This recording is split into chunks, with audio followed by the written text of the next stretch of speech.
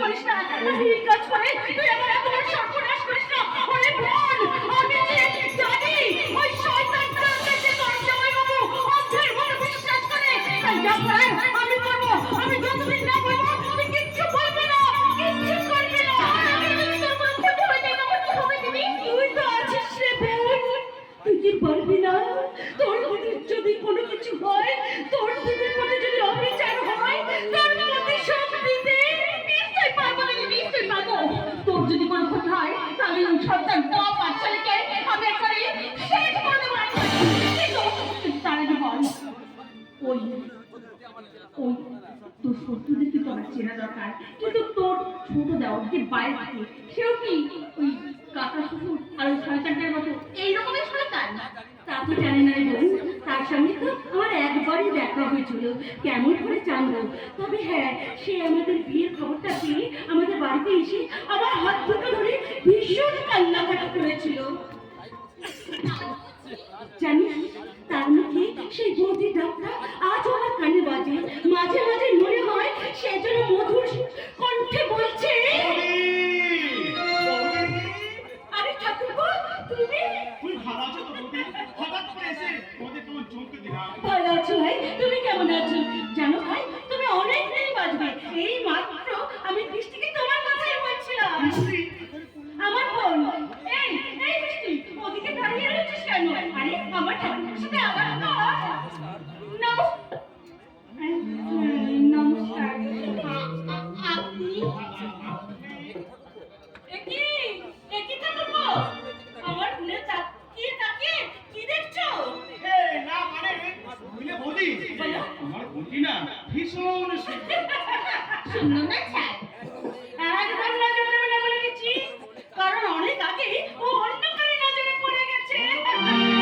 হ্যাঁ, এই কিছুদিন আগে আমরা পুরী বেড়াতে গেছিলাম, আর সেখানে বিশেষ একটা মুহূর্তে একটা সাংবাদিকের সঙ্গে ওর পরিচয় হয়ে যায়, এবং সেই পরিচয়ের সাথে সাথে এমন একটা রোমান্সের ঘটনা ঘটে যে ওই সাংবাদিকের প্রেমে আমার মন পাগল।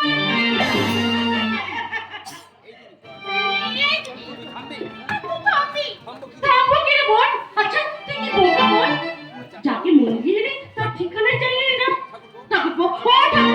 তোমার তো দেশ বিদেশে যাতায়াত আছে, ওর মুখ থেকে তার বর্ণনাটা নিয়ে সেই সাংবাদিককে খুঁজে এনে দাও না ভাই। নিশ্চয়ই দেবো বৌদি, নিশ্চয়ই দেবো। তুমি বললে কি আমি না করতে পারি? এই যে বৃষ্টি দেবী, আপনার সেই মনের মানুষের চেহারা বর্ণনাটা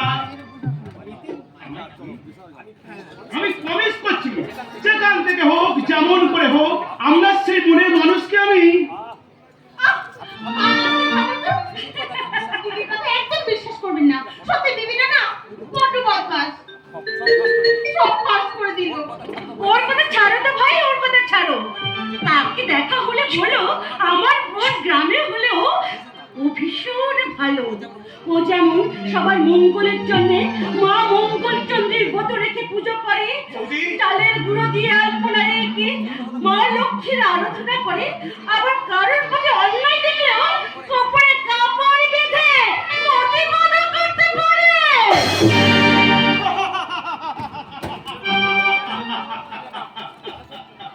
এই যে ম্যাডাম, এবার আপনার সেই মনের মানুষের চেহারার বর্ণনাটা আমায় দিন। থাক মশাই, আর ঠাট্টা করতে হবে না। সব যখন জেনেই ফেলেছো, তখন বল না। তোমার মনের চাওয়া আর আমার মনের চাওয়া কি আলাদা? মানে আমার মনের ভাবনা আর তোমার মনের ভাবনা কি আলাদা? আমার চাওয়া আর তোমার চাওয়া কি এক নয়? বলি তাই। কেন সে কথা? তুমি কি অন্য কাউকে ভালোবাসো? ঠিক আছে, আমায় ক্ষমা করো। তুমি যদি অন্য কাউকে ভালোবাসো, তাহলে আমি এখান থেকে ফিরে যাব।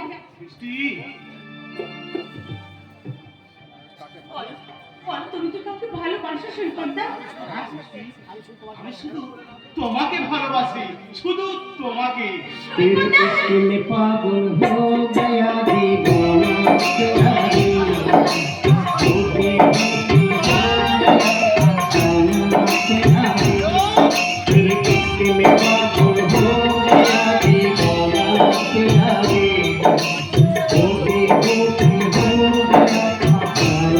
बढ़िया